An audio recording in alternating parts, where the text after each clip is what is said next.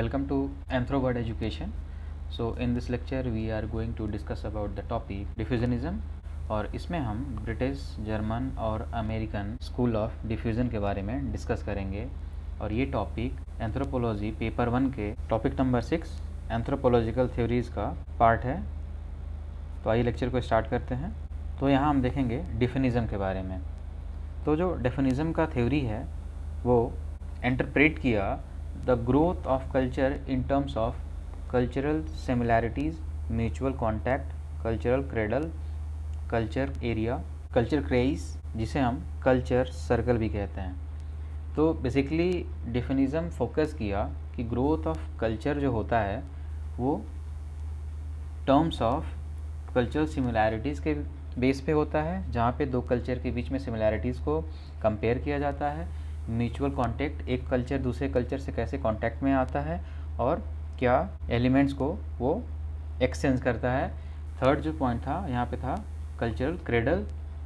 Cultural cradle क्या होता है कि एक लोकेशन होता है जहाँ पे मैनकाइंड के द्वारा एक इंडिपेंडेंट सिविलाइजेशन का क्रिएशन किया जाता है जो कि किसी अदर सिविलाइजेशन से इंडिपेंडेंट होता है, किसी और लोकेशन से। और नेक्स्ट कल्चर एरिया की बात की गई और कल्चर सर्कल की बात की गई। तो इन टर्म्स में ग्रोथ ऑफ कल्चर पे फोकस किया गया। डिफ्यूजनिस्ट ने निगेट किया था द प्रिंसिपल ऑफ यूनिलीनियर इवोल्यूशन। तो इन्होंने प्रिंसिपल ऑफ यूनिलीनियर इवोल्यूशन को निगेट किया था, नकार दिया था, डिनाई कर दिया था। And studied the geographical distribution and migration of cultural trade. और इन्होंने जियोग्राफिकल डिस्ट्रीब्यूशन और माइग्रेशन किसके, कल्चरल ट्रेड्स के स्टडी किया था। और इन्होंने बताया था कि कल्चर जो है वो पैच वर्क ऑफ ट्रेड्स है जो कि interwoven with the numerous histories and the origins. तो कल्चर बेसिकली डिफरेंट ट्रेड्स का पैच वर्क है, कॉम्बिनेशन है, जिसे इंटरवूवन किया गया है। मीन्स कि बहुत सारे कल्चरल ट्रेड्स को इंटरवूवन किया गया है with the numerous histories and the origins. तो यहाँ पे बहुत सारे हिस्ट्रीज और ओरिजिन को मिला करके एक पैच वर्क तैयार किया गया है ट्रेड्स का। नेक्स्ट हम देखते हैं कि according to the diffusionists various culture complexes developed at various times in the different parts of the world.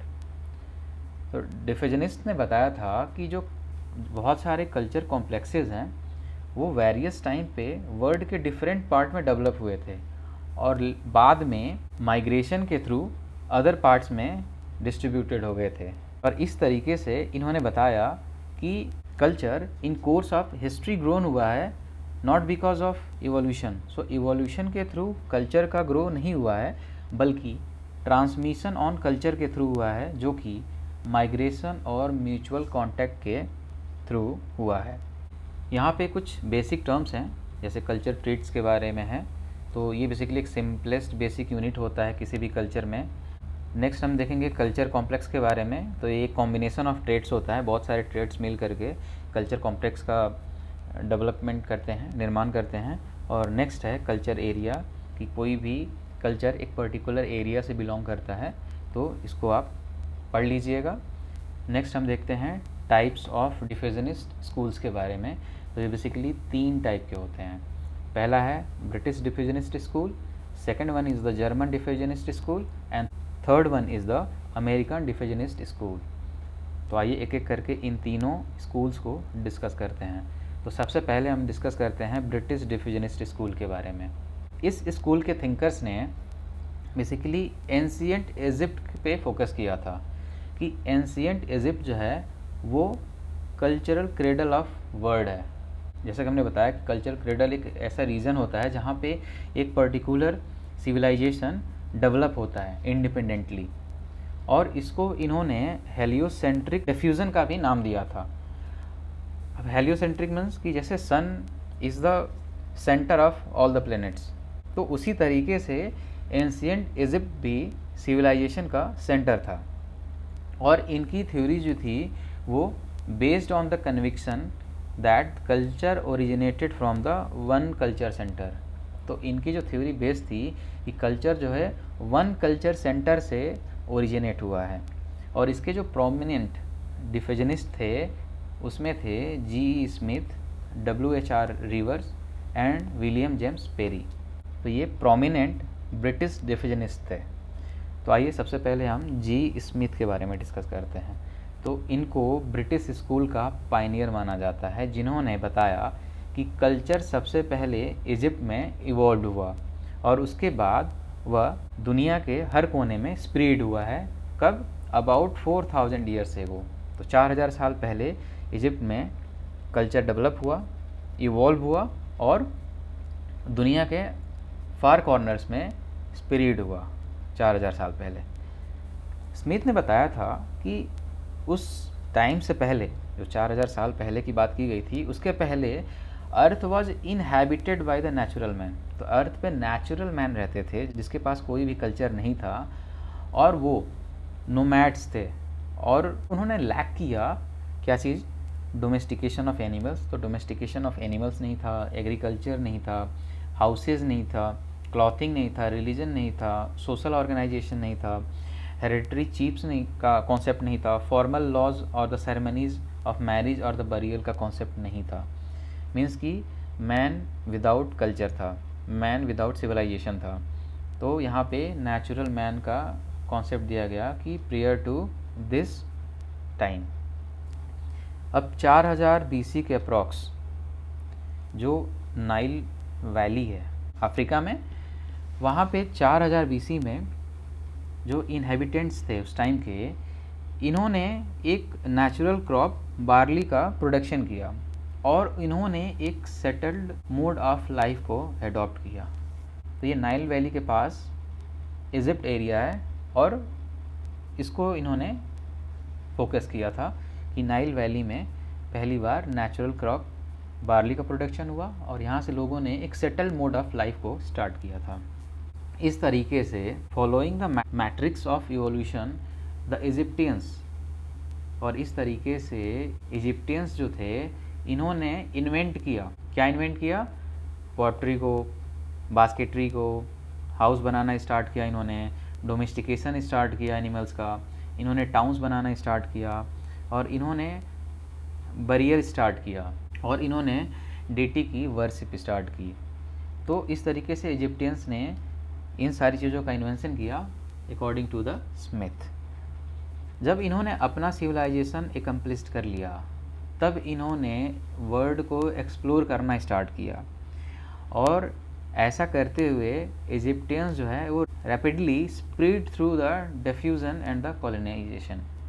तो इस तरीके से इजिप्टियंस रैपिडली स्प्रेड हो गए, किसके थ्रू? डिफ्यूजन और कॉलोनाइजेशन के थ्रू। स्मिथ ने कोरिलेट किया है कि Egyptian complex of large stone monuments जो है, जो कि सन वर्शिप से रिलेटेड है, और मेगालिथ्स ऑफ इंग्लैंड जैसे कि स्टोन हेज की बात करते हैं, तो इनके बीच में सिमिलैरिटीज़ को कोरिलेट किया। यहाँ पे जो दोनों ही मोन्यूमेंट्स हैं इनके बीच काफ़ी सिमिलैरिटीज़ हैं और इस तरीके से ये कंक्लूजन पे पहुँचे कि जो मेगालिथिक मोन्यूमेंट ऑफ इंग्लैंड है वो क्रूड इमिटेशन है, मीन्स क्या, कॉपी है of Egyptian pyramids and the mastabas का। तो इस तरीके से स्मिथ इस कंक्लूजन पे आए कि जो इंग्लैंड का मोन्यूमेंट है और जो इजिप्टियन पिरामिड या मस्तबस है ये दोनों ही सेम है और ये किस वजह से हैं? As a case of migration. तो माइग्रेशन की वजह से हैं और इन्होंने अपना ये व्यू जो है वो सबसे पहले एक आर्टिकल में पब्लिश किया था जो कि 1911 में आया था। तो यहाँ पे इजिप्टियन पिरामिड्स और मस्तबस की बात की गई थी। मस्तबस क्या होता है कि बेसिकली एक type of ancient Egyptian tomb होता है जो कि फ्लैट रूफ फॉर्म में होता है और इसका एक रेक्टेंगुलर स्ट्रक्चर होता है जिसमें कि एक इनवर्ड स्लोपिंग साइड्स होती हैं। तो ये होता है मस्तबस। बाद में स्मिथ ने और भी चीज़ों की स्टडी की और उसमें है माया पिरामिड्स। माया पिरामिड्स क्या होता है? ये एक मेसो अमेरिकन पिरामिड होता है। फिर इन्होंने जापानीज़ पगोडास के बारे में डिस्कस किया। फिर इन्होंने कंबोडियन और बालिनीज़ टेम्पल्स के बारे में स्टडी किया और फिर इन्होंने अमेरिकन बरियल माउंट्स के बारे में डिस्कस किया। तो इन चीज़ों पर भी स्मिथ ने स्टडी किया। तो स्मिथ ने अपने pan Egyptian theory of diffusion को पब्लिश किया in the book entitled origin of civilisation. तो इन्होंने अपनी बुक ओरिजिन ऑफ सिविलाइजेशन में इस थ्योरी को पब्लिश किया 1928 में। अब हम बात करेंगे W.J. पेरी के बारे में। तो ये स्मिथ के फॉलोअर थे और इन्होंने कोई स्पेसिफिक थ्योरेटिकल कंट्रीब्यूशन नहीं दिया अपने साइड से, बल्कि इन्होंने जो स्मिथ की ही स्टडीज़ थी इसको और स्ट्रेंथन किया और सपोर्ट किया। और इनकी बुक थी द चिल्ड्रन ऑफ सन जो कि 1923 में आई थी, और दूसरी बुक थी गॉड्स एंड द मैन जो कि 1927 में आई थी। इसके थ्रू इन्होंने मेजर कंट्रीब्यूशन किया to the British school of diffusionism, और इन्होंने भी माना कि इजिप्ट जो है वो सेंटर ऑफ सिविलाइजेशन था। नेक्स्ट हम डिस्कस करेंगे W.H.R. रिवर के बारे में। इनकी जो राइटिंग थी the history of the Melanesian society, इनका ये वर्क था जो कि 1914 में पब्लिश हुआ था, और इन्होंने ज़्यादा फोकस किया था थ्योरी ऑफ डीजनरेशन के बारे में। और इन्होंने एक्सप्लेन किया था by comparing the Melanesian and the Polynesian culture in terms of original complexes. तो इन्होंने मेलानेशियन और पॉलिनेशियन कल्चर्स को कंपेयर किया था in terms of original complexes, जो कि सक्सेसिव वेव ऑफ माइग्रेशन के थ्रू स्प्रेड हुआ था। अब मेलानेशियन कल्चर क्या होता है कि मेलानेशियन कल्चर बेसिकली एक एरिया से बिलोंग करता है जो कि इंक्लूड करता है islands from the Papua New Guinea to Fiji. ये आइलैंड्स हैं पैसिफिक ओशन में। और पॉलिनेशियन कल्चर है जो कि इंक्लूड करता है island groups from the Hawaiian island to the Pitcairn islands. Next W.H. Rivers ने एक्सप्लेन किया कि जो माइग्रेशन, एसिमिलेशन और एकल्चरेशन के रोल को एक्सप्लेन किया, और इस अजम्पशन के बेस पे इन्होंने बताया कि कैसे लोगों से भरी हुई नाव इन आइलैंड्स पे माइग्रेट हुई। लोग नाव के थ्रू आए और इन्होंने यहाँ के लोकल वीमेन के साथ मैरी किया, और ये इन आइलैंडर्स के साथ एसिमिलेटेड हो गए। मीन्स कि इन्होंने अपनी ओरिजिनल जो सिविलाइजेशन थी उसको छोड़ करके ये एक डोमिनेंट सिविलाइजेशन में कन्वर्ट हो गए, अपने ओरिजिनल सिविलाइजेशन को छोड़ करके। और ये अपने बेसिकली जो उनका ओरिजिनल बरियल रिचुअल था उसको उन्होंने छोड़ दिया। तो रिवर का जो ओपिनियन था कि जो कल्चर में सिमिलैरिटीज़ होती है उसे एक्सप्लेन किया जा सकता है कैसे, पैटर्न ऑफ इमिटेशन और माइग्रेशन को क्लोजली एग्जामाइन करके। तो इस तरीके से इन्होंने इमिटेशन और माइग्रेशन पे फोकस किया था। यहाँ पे हम लोकेशन देख लेते हैं। ये ऑस्ट्रेलिया, और यहाँ पे हम देखेंगे पॉलिनेशियन दिया गया है जो कि हवाईयन से एस्टर आइलैंड है इधर, फिर इधर न्यूजीलैंड है, और मेलानेशियन में देखेंगे कि यहाँ पे पपुआ न्यू गिनी है, यहाँ पे फिजी आइलैंड है। तो यहाँ पे और भी बहुत सारे आइलैंड्स को इंक्लूड किया गया है। यहाँ पे माइक्रोनेशिया का एरिया देख सकते हैं। तो नेक्स्ट हम देखते हैं इसके क्रिटिसिज्म के बारे में। तो इसका क्रिटिसिज्म ये था कि Egypt as only epicentre of all the invention was the greatest flaw, कि अगर सिर्फ इजिप्ट को ही सारे इन्वेंशंस का एपी सेंटर मारना एक बहुत ही बड़ा एक ड्रॉबैक है। और इस तरीके से जो दूसरे एंथ्रोपोलॉजिस्ट थे इन्होंने इस स्कूल को डिनाउंस कर दिया, क्योंकि बहुत ज़्यादा एक्सट्रीम डिफिनिशन था। जो हाइपोथेटिकल अजम्पशन था ह्यूमन बीइंग का कि ये अनइन्वेंटिव है टू एक्सप्लेन द इजिप्ट, तो ह्यूमन बीइंग को एज अनइन्वेंटिव बताया। और ये किस चीज़ के लिए अनइन्वेंटिव बताया? To explain Egypt as the only centre of invention was not acceptable. तो लोगों को एक अनइन्वेंटिव बताया, और उन्होंने बताया कि इजिप्ट जो है ओनली सेंटर ऑफ इन्वेंशन था, जिसको कि बाद में एंथ्रोपोलॉजिस्ट ने एक्सेप्ट नहीं किया कि इजिप्ट ही सिर्फ सेंटर ऑफ इन्वेंशन नहीं था, अदर पार्ट्स भी सेंटर ऑफ इन्वेंशन थे। Only simple form of diffusion, जो कि डिफ्यूज़न ऑफ कल्चर ट्रेड्स था, इसको कंसीडर किया गया था। लेकिन जो डिफ्यूज़न ऑफ कल्चर कॉम्प्लेक्स है उस पे एम्फेसाइज नहीं किया गया था। मीन्स कि यहाँ पे कल्चर ट्रेड्स के बारे में बात तो की गई थी, लेकिन यहाँ पे कल्चर कॉम्प्लेक्स के बारे में बात नहीं की गई थी। यहाँ पे जो मटेरियल कल्चर था उसको प्रीडोमिनेंटली एक्सप्लेन किया गया था, जबकि नॉन मटेरियल एस्पेक्ट को ध्यान नहीं दिया गया था। तो ये भी इसका एक क्रिटिसिज्म था। नेक्स्ट हम डिस्कस करते हैं जर्मन डिफ्यूजनिस्ट स्कूल के बारे में। तो जो इस स्कूल के स्कॉलर्स थे उनका ओपिनियन था कि कल्चर, ट्रेड्स और जो कॉम्प्लेक्सेस हैं ये इंडिपेंडेंटली इमर्ज हुए हैं इन मेनी एरियाज़। तो ये बहुत सारे एरियाज़ में इंडिपेंडेंटली इमर्ज हुए हैं, then disperse to the other parts of the world, और तब ये अदर पार्ट्स में डिस्पर्स्ड हुए हैं। यहाँ पे जो कल्चर क्राइस जो था, जिसे हम culture circle school of thought बोलते हैं, यह ब्रिटिश स्कूल ऑफ डिफिनिज्म से डिफरेंट था in its basic concept of origin of culture. तो ये बेसिकली बेसिक कॉन्सेप्ट ऑफ जो ओरिजिन ऑफ कल्चर है उसमें ये ब्रिटिश स्कूल से डिफरेंट था।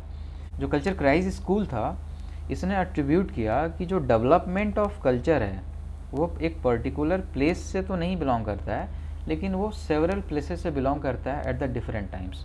तो जो कल्चर ट्रेड और कल्चर कॉम्प्लेक्स था उसे माना गया कि ये इंडिपेंडेंटली ओरिजिनेटेड थे at several parts of world, और जहाँ से it was imitated and diffuse to the other places due to the migration. तो यहाँ पे भी इमिटेशन और माइग्रेशन की बात की गई कि कल्चर ओरिजिनेटेड हुआ independently at the different parts of world, और वहाँ से इसको माइग्रेशन के थ्रू या इमिटेशन के through different part of world में ले जाया गया। इस तरीके से जर्मन डिफ्यूजनिस्ट स्कूल के according each culture traits or the culture complexes had a circle or district leading to the concept of culture circles। तो हर कल्चर ट्रेट या कल्चर कॉम्प्लेक्स के पास में एक पर्टिकुलर एरिया, एक सर्कल होता है जो कि कल्चर सर्कल्स का कॉन्सेप्ट देता है। और इस तरीके से हम देखते हैं कि जो जर्मन स्कूल ऑफ डिफ्यूज़न है उन्होंने जो थ्योरी ऑफ इवोल्यूशन है इसको कम्प्लीटली डिनाई नहीं किया। इन्होंने माना कि नहीं, थ्योरी ऑफ इवोल्यूशन कहीं ना कहीं पार्टिसिपेटेड है इवोल्यूशन ऑफ कल्चर में। तो इस तरीके से कल्चर क्राइस स्कूल का जो रूट है उसे ट्रेस किया जा सकता है किससे? फ्राइडरिच रेडजेल से। और ये कौन थे? ये बेसिकली फाउंडर ऑफ एंथ्रोजियोग्राफी थे। अब एंथ्रोजियोग्राफी क्या होता है? तो एंथ्रोजियोग्राफी एंथ्रोपोलॉजी की एक ब्रांच होती है जो कि geographical distribution of human kind से डील करती है और ह्यूमन बीइंग और उनके इन्वायरमेंट के साथ रिलेशनशिप को डिफाइन करती है। इसमें जो प्रोमिनेंट स्कॉलर्स थे उसमें थे Friedrich Ratzel, Leo Frobenius, Fritz Graebner और विलहेल्म स्मिथ। और इन्होंने फॉलो किया the lines of the propagators of theory of evolution, और इन्होंने थ्योरी ऑफ इवोल्यूशन को फॉलो किया emphasising the uniqueness of each culture heritage. और इन्होंने यूनिकनेस को भी देखा हर कल्चरल हेरिटेज को। While at the same time they argued that the cultural evolution was not unilinear, और सेम टाइम पे इन्होंने ये भी बताया कि कल्चरल इवोल्यूशन जो है वो यूनिलीनियर नहीं है। और इस तरीके से इन्होंने डिनाउंस कर दिया Tylor psychic unity of mankind को, और इस तरीके से इन्होंने टाइलर के साइकिक यूनिटी ऑफ मैनकाइंड को डिनाई कर दिया। और इन्होंने बताया जो टेक्नोलॉजिकल डेवलपमेंट है वो अकेले ही किसी पर्टिकुलर कल्चर के कॉम्प्लेक्सिटी को जज नहीं कर सकता है। So technological development alone can not जज the complexity of a particular culture. Tylor का साइकिक यूनिटी ऑफ मैनकाइंड क्या था कि all the human beings regardless of the culture or race share the same basic psychological and the cognitive makeup, जो कि है we are all of the same kind। तो ये Tyler का psychic unity of Mankind का concept था और इसको इन्होंने डिनाउंस कर दिया। इन्होंने फोकस किया एक कंप्रहेंसिव सर्वे पे, और किसका? कि जो स्प्रेड ऑफ कल्चरल ट्रेड होता है फ्रॉम अर्लीस्ट टाइम्स। इन्होंने जो अर्लीस्ट टाइम से जो स्प्रेड ऑफ कल्चरल ट्रेड्स है उसके कंप्रहेंसिव सर्वे पे फोकस किया।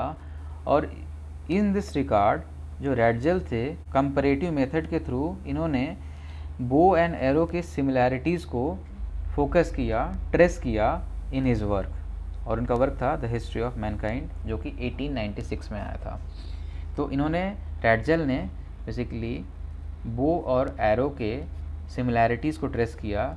इन्होंने स्टडी किया कि जो सिमिलैरिटीज़ थे क्रॉस सेक्शन ऑफ द बो शाफ्ट, इन्होंने डिफरेंट एरिया के बो और एरो को कंपेयर किया और उसके बेस पे इन्होंने अपनी थ्योरी दी और उसमें बताया कि जो सिमिलैरिटीज़ थी क्रॉस सेक्शन ऑफ बो शाफ्ट में जो मटेरियल यूज़ किया गया था, या फास्टनिंग ऑफ द बो स्ट्रिंग थी, या फीदरिंग ऑफ द एरो था, जो कि डिफरेंट सोसाइटीज़ की थी, उसके बीच सिमिलैरिटीज़ थी। और इस बेस पे इन्होंने कंक्लूड किया कि जो bow and arrow of Indonesia है और वेस्ट अफ्रीका है वो रिलेटेड है, इनके बीच काफ़ी सिमिलैरिटीज़ हैं।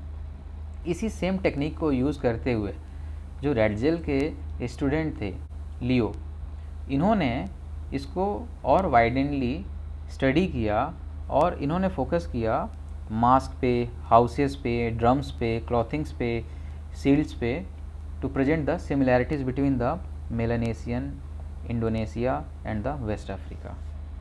तो ये रेडजेल के स्टूडेंट थे लियो। अब हम यहाँ पे बात करेंगे फ्रिट्ज ग्रैबनर के बारे में, जो कि एक म्यूज़ियम क्यूरेटर थे, इसके एक म्यूज़ियम के ये प्रेसिडेंट थे, अध्यक्ष थे जर्मनी में। और इन्होंने कल्चर सर्कल और कल्चर स्ट्रेटा पे काम किया था। कहाँ पे? ओशिनिया और अफ्रीका में। तो Oceania basically Australia, New Zealand and surrounding area को इंक्लूड करता है। और इन्होंने फर्दर इस आइडिया को डेवलप किया और इन्होंने ग्लोबल पर्सपेक्टिव देने की कोशिश की। इनकी फेमस बुक है मेथोडर एथनोलॉजी, जो कि 1911 में आई थी। और इसमें इन्होंने एक्सप्लेन करने की कोशिश की कि इन्होंने बेसिकली क्राइटेरिया आइडेंटिफाई किया एफिनिटीज़, क्रोनोलॉजीज़, सिमिलैरिटीज़ या हिस्टोरिकल रिलेशनशिप के बारे में। और इस रिकंस्ट्रक्शन ऑफ क्रोनोलॉजी के बेस पे ग्रैबनर could identify as many as 6 historically similar cultural developments। तो ग्रैबनर ने बेसिकली जो 6 हिस्टोरिकली सिमिलर कल्चरल डेवलपमेंट्स थे उसको इन्होंने आइडेंटिफाई किया, जो कि वर्ल्ड के अदर पार्ट्स में थे। उसमें सबसे पहला जो कल्चर था वो था तस्मानियन कल्चर, जो सेकंड कल्चर था वो था Australian boomerang culture, third one was the totemic Hunter culture, fourth one was the two clause horticulturist culture, fifth one was Melanesian bow culture and the last one was Polynesian patrilineal culture। तो ये basically 6 historically similar cultural developments थे। अब हम यहाँ पे बात करेंगे Wilhelm Smith के बारे में, जो कि ऑस्ट्रेलिया में बॉर्न हुए थे और इन्होंने खुद को ही एक ग्रैबनर का फॉलोअर बताया। और वर्ल्ड कल्चर को समझने के लिए दोनों ग्रैबनर और स्मिथ ने 2 रूल्स अप्लाई किए। और ये 2 रूल्स कौन से थे? क्राइटेरिया ऑफ फॉर्म और क्राइटेरिया ऑफ क्वालिटी, जो कि वर्ड को डिफरेंट स्ट्रेटा और सर्कल में डिवाइड कर दिए। तो क्राइटेरिया ऑफ फॉर्म क्या था? इसको ग्रैबनर ने दिया था और उन्होंने बताया था कि इसकी 2 कल्चरल एलिमेंट्स के बीच में जो सिमिलैरिटीज होती हैं वो nature, material purpose of trades या ऑब्जेक्ट्स से ऑटोमेटिकली अराइज नहीं होता है, बल्कि इसको as a result of diffusion interpret किया जाना चाहिए इररिस्पेक्टिव ऑफ डिस्टेंस के irrespective that might separate the 2 instances. तो यहाँ पे डिस्टेंस के कॉन्सेप्ट को नेग्लेक्ट किया गया और ये बताया गया कि यहाँ पे जो 2 कल्चर्स के एलिमेंट्स के बीच में जो सिमिलैरिटीज़ होती हैं वो automatically nature, material purpose of trades या ऑब्जेक्ट्स से अराइज नहीं होती हैं। दूसरा जो रूल था वो था क्राइटेरिया ऑफ क्वांटिटी। तो यहाँ पे स्मिथ ने इसको बताया था और इन्होंने बताया कि जो प्रोबेबिलिटी होती है हिस्टोरिकल रिलेशनशिप की बिटवीन द 2 आइटम्स वो इंक्रीज़ होती है as the number of additional articles, item या आर्टिफैक्ट्स शोइंग सिमिलैरिटीज़ इंक्रीजेस। तो जब भी जो आर्टिकल्स, आइटम्स या आर्टिफैक्ट्स मिलते हैं 2 कल्चर्स के बीच में, इससे 2 कल्चर्स के बीच में जो हिस्टोरिकल रिलेशनशिप होता है वो बढ़ने की संभावना ज़्यादा होती है। इन्होंने डिस्टिंग्विश किया था 4 major grades of culture circles, जो कि अभी तक रेफ़र किया जाता है। ये कौन कौन से थे? Primitive culture circle, primary culture circle, secondary culture circle और टर्सरी कल्चर सर्कल। नेक्स्ट हम इसके क्रिटिसिज्म के बारे में डिस्कस करते हैं। तो डिफ्यूजनिस्ट स्कूल जो था, इन्होंने फोकस किया था कि डिफ्यूज़न क्या होता है, लेकिन इन्होंने कभी एक्सप्लेन नहीं किया कि उसके कॉजेज़ क्या होते हैं and how it takes place. तो इनकी जो मेथोडोलॉजी थी, ये जो डायनेमिक्स ऑफ कल्चरल चेंज होता है उसको एक्सप्लेन नहीं कर पाया।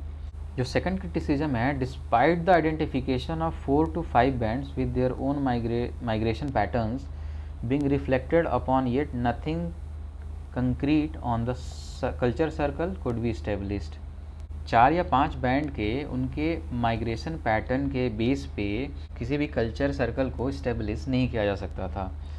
फिर डिफ्यूजनिस्ट स्कूल जो थे, हैविली फोकस किया म्यूजियम मेथोडोलॉजी को, और इस स्कूल का जो मेन कंपोनेंट था वो टाइपोलॉजी ऑफ कल्चर ट्रेट्स था, जबकि इसका फोकस होना चाहिए था कि जो डिफ्यूज़न स्प्रेड हुआ है उसके कॉजेज़ क्या थे। तो ये बेसिकली क्रिटिसिज्म है।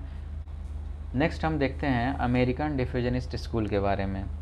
तो जो अमेरिकन स्कूल ऑफ डिफ्यूजनिज्म है, ये बेसिकली जर्मन स्कूल ऑफ डिफ्यूजनिज्म के थ्रेड्स पे फोकस किया, और इन्होंने एक्सप्लेन करने की कोशिश किया कि what are the causes of the spread of diffusion. इस स्कूल के फाउंडर हैं फ्रांस बोज, जिन्हें फॉलो किया था क्लार्क विज़लर ने और अल्बर्ट एल क्रोबर ने। तो जो कल्चर एरिया अप्रोच है, यह इस स्कूल का सिग्निफिकेंट पार्ट है। जब इन्होंने ट्राई किया to map and classify the tribal groups of North and South America, जब इन्होंने मैप किया और क्लासीफाई करने की कोशिश की जो ट्राइबल ग्रुप्स थे नॉर्थ और साउथ अमेरिका के, तब इन्होंने कल्चर एरिया अप्रोच का कॉन्सेप्ट दिया था, और यहाँ पे कल्चर ट्रेट और कॉम्प्लेक्सेस के डिफ्यूज़न को दिखाया गया। So diffusion as a cause for the similar traits was explained by the American school. तो डिफ्यूज़न जो है as a cause for the similar traits था, उसको अमेरिकन स्कूल के द्वारा एक्सप्लेन किया गया as a result of adaptation and migration. तो एडाप्टेशन और माइग्रेशन के बेस पे इसको एक्सप्लेन किया गया, और इस तरीके से कल्चर एरिया अप्रोच को यूज़ किया गया to show the diffusion of traits among the different tribes. तो यहाँ पे कल्चर एरिया अप्रोच है बहुत ही इंपॉर्टेंट है, और इसके थ्रू जो डिफ्यूज़न ऑफ ट्रेड्स है अमंग द डिफरेंट ट्राइब्स उसको एक्सप्लेन किया गया। तो जो अमेरिकन स्कूल जो है वो डिवाइड किया वर्ड को in different culture areas on the basis of geographical regions. तो जियोग्राफिकल रीजन्स के बेस पे इन्होंने वर्ड को डिफरेंट कल्चर एरियाज़ में डिवाइड किया, और इस तरीके से जो लिस्टिंग ऑफ ट्रेट्स होता है वो कल्चर में पाया गया। तो जो लिस्ट था वो कंसिस्ट करता था ट्रेट्स को which might have been either adopted और माइग्रेटेड, जो या तो एडॉप्टेड थे या माइग्रेटेड थे, किसके through, due to the diffusion. तो इस तरीके से ये जो कॉन्सेप्ट था ये एम्फेसाइज किया गया बाय द विज़लर, वाइल क्रोबर, हर्स्कोविट्ज, सैपिर, जो कि इस अप्रोच को सपोर्ट किए। तो ये बेसिकली अमेरिकन स्कूल ऑफ डिफ्यूजनिज्म की बात की गई थी। अब हम क्लार्क विज़लर के बारे में बात करते हैं। तो इन्होंने हिस्टोरिकल क्वेश्चंस को अपने राइटिंग्स में लिया, और इनका जो बिगेस्ट कंट्रीब्यूशन था वो था एज एरिया हाइपोथेसिस के बारे में। एज एरिया हाइपोथेसिस क्या होता है कि the age of culture traits may be determined by examining their distribution over a large geographic area in an age where the radiocarbon dating was yet to be appear on the scene। तो जब radio carbon dating का concept नहीं आया था तो ये difficult था कि किसी भी आर्टिफैक्ट्स का रियल एज कितना होगा, तो ये डिफ़ाइन करना डिफ़िकल्ट था। इस कंडीशन पे क्लार्क ने एज एरिया हाइपोथेसिस का कॉन्सेप्ट दिया, और इन्होंने माना कि जो कल्चर ट्रेड्स हैं ये सेंटर से periphery of any culture area के साइड स्प्रेड होता है। मीन्स कि एक कल्चर जो है किसी सेंटर से इवॉल्व होता है और फिर वो उस पेरीफेरी तक जाता है जहाँ तक उस कल्चर का एरिया है, और इस तरीके से इस लॉ को लॉ ऑफ डिफ्यूज़न कहा गया। और मेलविले हर्स्कोविट्ज ने इस एरा के दौरान एक्सप्लेनेशन दिया कल्चर ट्रेड्स और कल्चर कॉम्प्लेक्स का थ्रू हिज वर्क अपने काम के थ्रू इन्होंने कल्चर ट्रेट और कल्चर कॉम्प्लेक्स को एक्सप्लेन किया, जिसे cattle complex of east Africa के नाम से जाना जाता है। मीन्स कि ये इनका काम है जिसमें इन्होंने कल्चर ट्रेट और कल्चर कॉम्प्लेक्स को एक्सप्लेन किया हुआ है। वाइल क्रोइबर्स का जो कंट्रीब्यूशन है वो immensely seen towards the theory by listing and generating the long list of culture traits. तो इन्होंने बेसिकली कल्चर ट्रेट्स को एक लिस्टिंग किया है और इसका एक लॉन्ग लिस्ट इन्होंने प्रिपेयर किया हुआ है। So for any particular culture traits like hunting or fishing, the list ran to many thousands of the similar culture traits across the globe। तो अगर हम किसी पर्टिकुलर कल्चर ट्रेट की बात करें जैसे कि हंटिंग या फिशिंग हो गया, तो many thousands of similar culture traits जो है अक्रॉस द ग्लोब पाए जाते हैं। सो फ्रांस बोज ने इस अप्रोच को फॉलो किया और इन्होंने psychic basis of human beings को अपने अकाउंट में कंसीडर किया और इस तरीके से जो अमेरिकन स्कूल है वो थ्योरी ऑफ साइकिक यूनिटी को डिस्कार्ड नहीं करता है as postulated by the evolutionist school. तो जो इवोल्यूनिस्ट स्कूल के जो स्कॉलर्स थे, इसकी जो टाइलर की थ्योरी थी साइकिक यूनिटी, उसको इन्होंने डिस्कार्ड नहीं किया है और इन्होंने हिस्टोरिकल एस्पेक्ट को भी अकाउंट में लिया है। तो इस तरीके से हिस्टोरिकल पर्टिकुलरिज्म का कॉन्सेप्ट राइज हुआ था। सो आज का लेक्चर यहीं ख़त्म होता है। आई होप आपको ये वीडियो हेल्प करेगा एंथ्रोपोलॉजिकल थ्योरीज को समझने में। पीडीएफ के लिए आप टेलीग्राम पे फॉलो कर सकते हैं। So thank you for watching this video. जय हिंद।